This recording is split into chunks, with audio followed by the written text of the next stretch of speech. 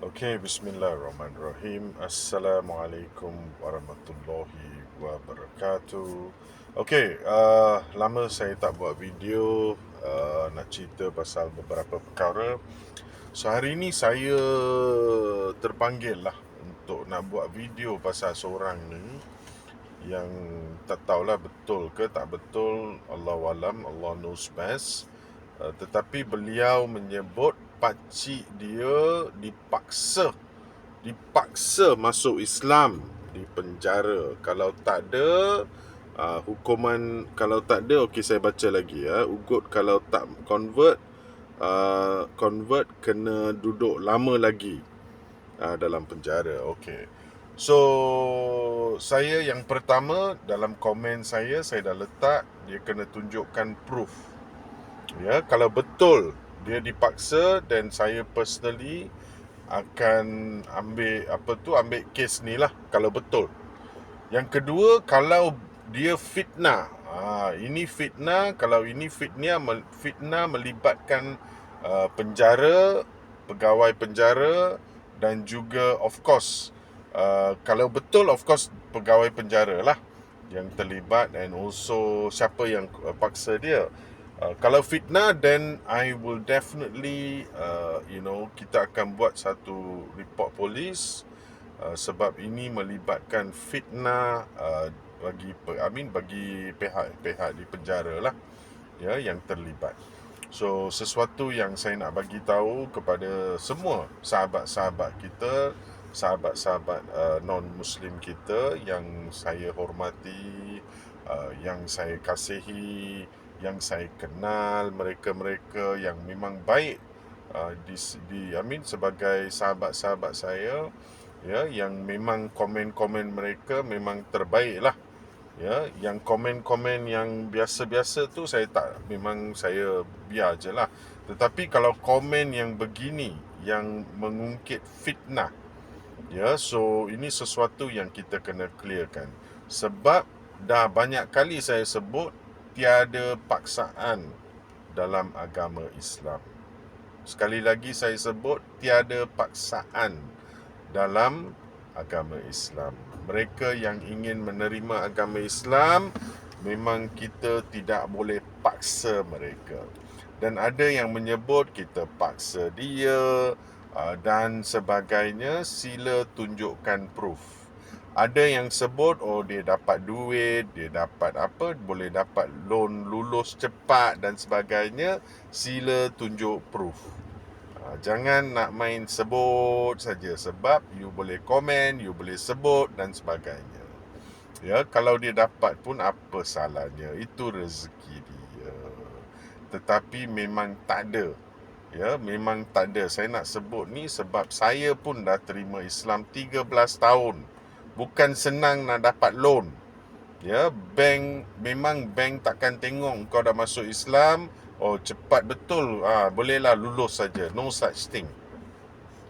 Ya, sebab tu kita kena pakai akal fikiran, bukan main sebut saja.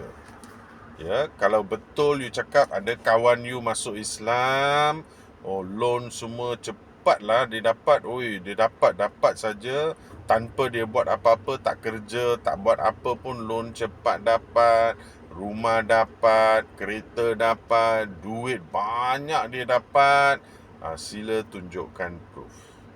Ya, sebab mereka-mereka yang menyebut ni ialah sebenarnya satu fitnah. Dan dia ada akta tau, ada akta untuk fitnah.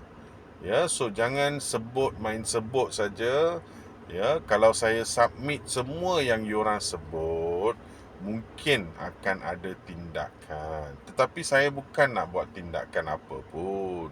Ya, sebab saya rasa kan, kebanyakan mereka yang menyebut ni, mereka tidak tahu. Ya, mereka diberi informasi yang salah oleh orang, dan dia pun rasa betul lah masuk Islam ni dia dapat ini, dia dapat itu, masuk saja. Itu yang dia cakap. Ya, so memang tidak benar. Ya, saya nak nyatakan, mereka yang terima agama Islam akan menerima saguh hati ya, menerima agama Islam, tetapi tidaklah berjuta, beratus ribu, beribu-ribu, berpuluh ribu, tak adalah. Ya, mereka akan dapat, iaitu bukan duit kamu, tetapi duit daripada sahabat se-Islam kita, iaitu duit zakat. Ya, kalau tak faham zakat, saya dah explain tentang zakat, bagaimana kita mengutip zakat dari sesama Islam kita. Ya, sesama Islam kita. So, penerima zakat ni, salah seorang mereka ialah mu'alaf, iaitu mereka yang baru menerima agama Islam, ya, akan terima saguh hati. Dan jika mereka diuji penyakit, ataupun mereka disingkirkan dari rumah, tak ada rumah dan sebagainya, memang kita akan membantu. Iaitu dari siapa? Dari zakat, daripada pihak zakat. Dan duit tu dari mana? Daripada semua umat Islam kita yang memberi zakat. So, inilah institusi zakat, ya, yang diberikan bukan untuk mewah-mewah, bukan untuk nak jadikan orang kaya, tetapi untuk membantu mereka dalam ujian mereka. Ya, saya harap mesej ini diterima, dan juga untuk sahabat kita yang letak yang pakcik dia dipaksa ni, saya perlukan satu proof. Boleh DM saya memberi masa, mungkin dalam 2 hari ini. Kalau tidak terima dan confirm, saya akan membuat satu laporan polis, ya, sebab ini ialah terang-terang satu fitnah ke atas pegawai ataupun ke atas badan penjara. Ya, so saya pasti akan membuat satu report polis terhadap mereka yang memfitnah begini. Ya, terima kasih. Assalamualaikum.